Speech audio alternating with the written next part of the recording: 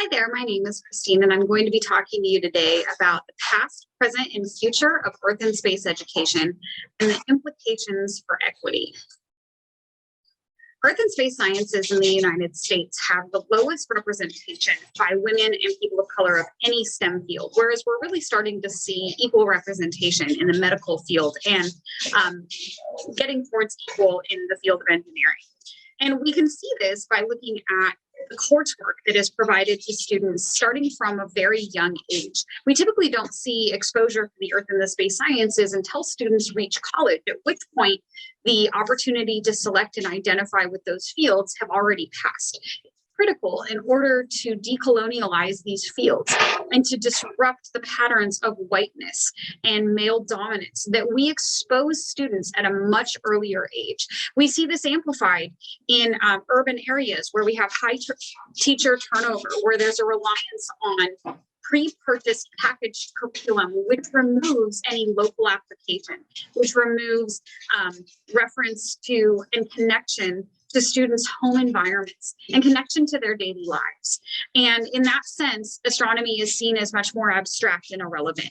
And teachers are far less likely, especially with high teacher turnover, to be able to actually implement.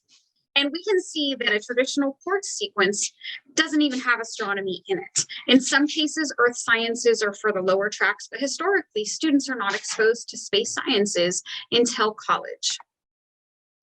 But we can combat this by utilizing some tools of technology that connect space sciences and space technology to the local environments and attend to the ecological perspectives on global scales. We can investigate local phenomena and global settings to construct explanations of this phenomena from space.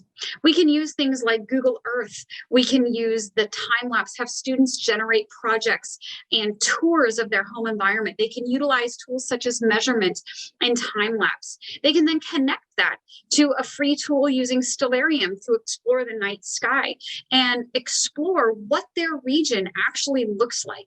They can then map, which incorporates spatial reasoning tools, which has been correlated with STEM identity and competencies.